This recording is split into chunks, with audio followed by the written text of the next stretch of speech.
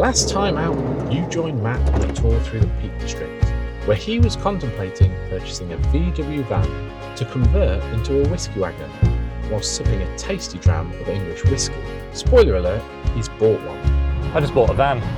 But today we'll rewind to day 2 of the tour, when Matt heads further north to another distillery in England's best attempt at miniature Scotland, the Lake District. Continuing on the journey, I'm now on the M6. I've been for the last 8 miles or so.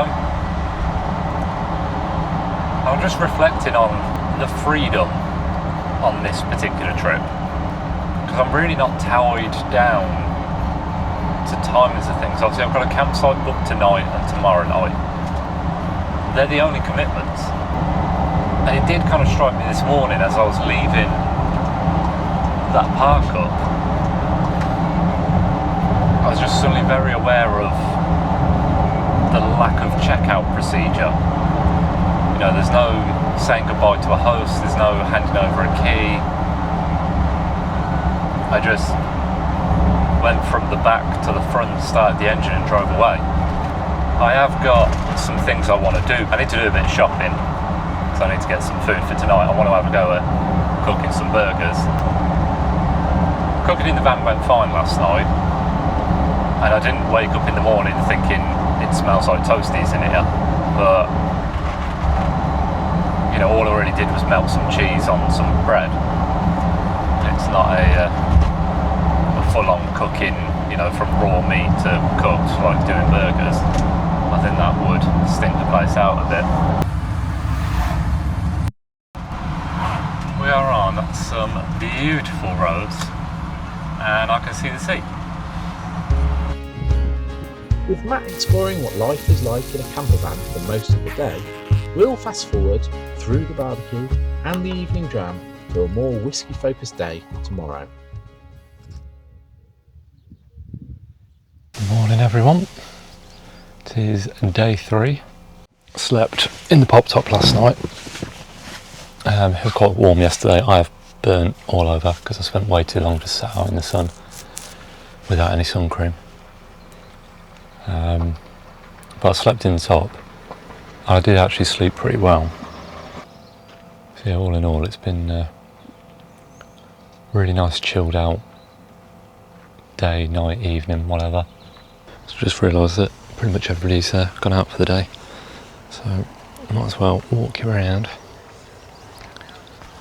just see how it's all looking with the pop top popped. Here we go. So I've just left the campsite. This is day 3. I'm heading to Cockermouth. I really am enjoying having the camper van.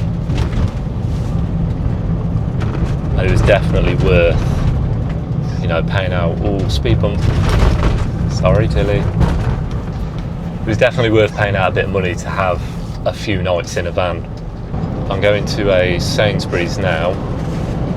I'm going to get some porridge pots so I can actually have a little bit more for breakfast tomorrow. I've had a smoothie this morning, which is fine, but I am a little bit hungry already, so get some porridge pots.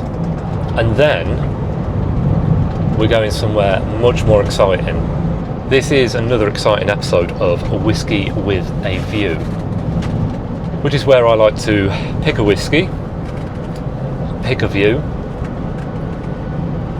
and the rest is self-explanatory really.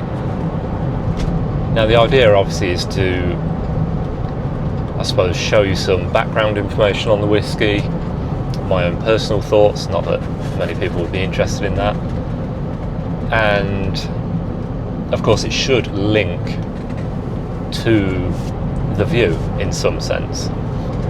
So if you haven't seen it already, there is a video featuring Wireworks whiskey from the White Peak Distillery.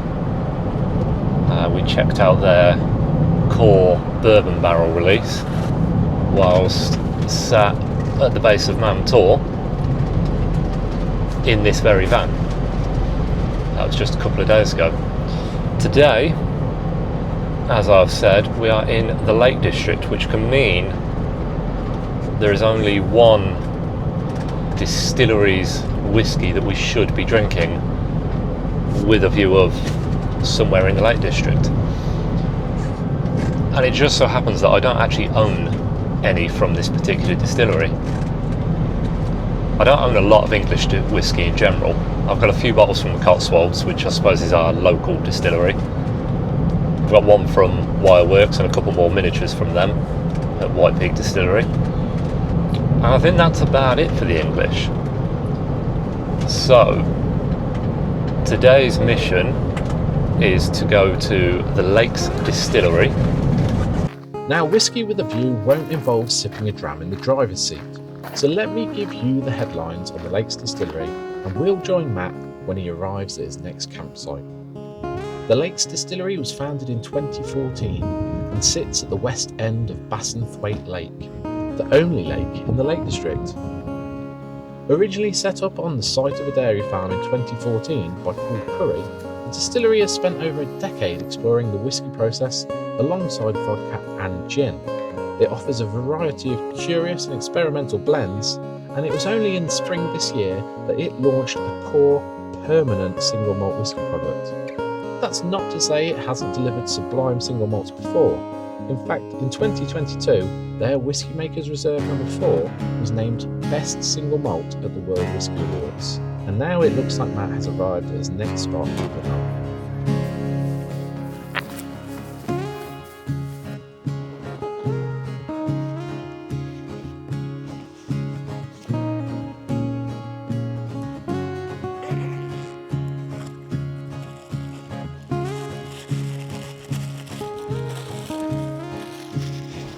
So here we are.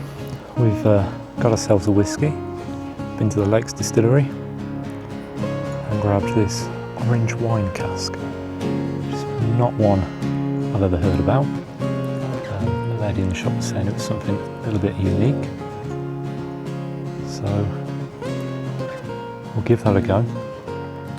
And I'm up by the River Derwent, and the campsite I'm staying in is just over this little hill.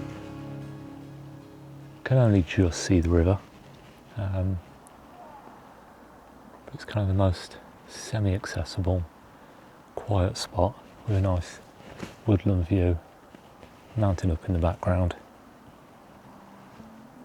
nice and peaceful. So let's give this whiskey a go. So hopefully you can see the view that I can see. As I say, nice and peaceful. The whiskey, this is one of their blended, the One range. If you've ever tried it, they do some nice stuff.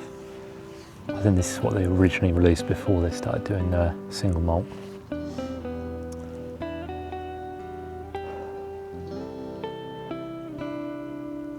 Quite light, sweet.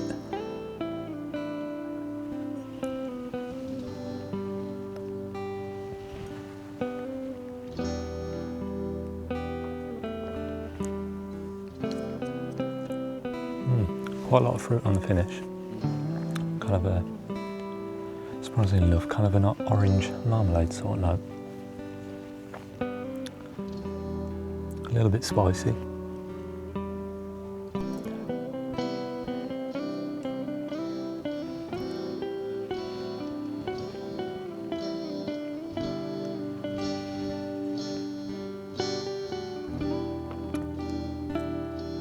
Very smooth. That's actually at 46.6%, which you wouldn't have thought.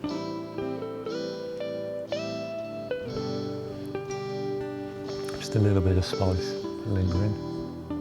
It's that kind of tart, drying feeling that you get with like orange citrus, like a baked orange.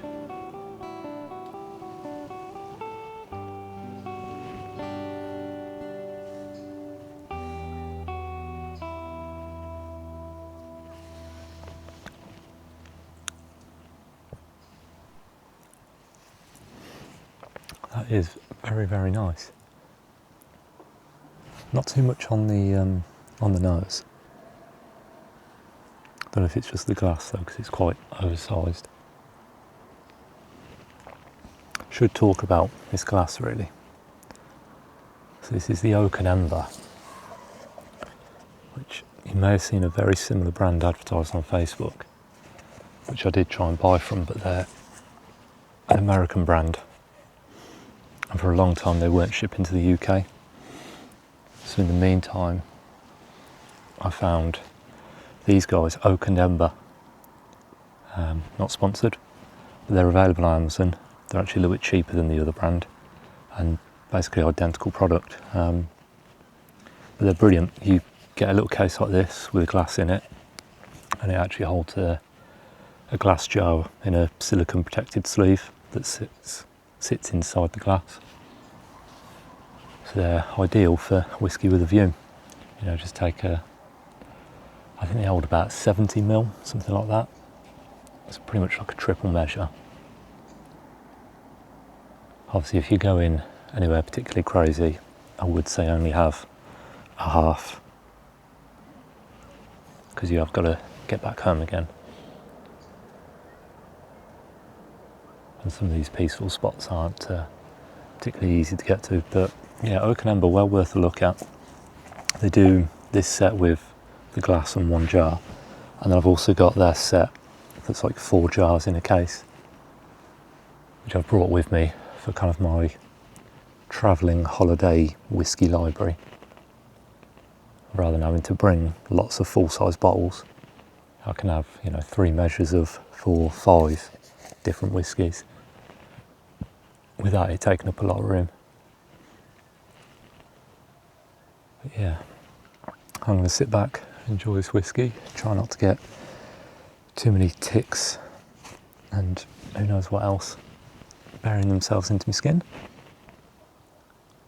and enjoy this view for a little while. We hope you enjoyed the view too. Please subscribe if you want to keep up with all future adventures, and why not have a look at a previous adventure by tapping the one on the screen now. Thanks for watching.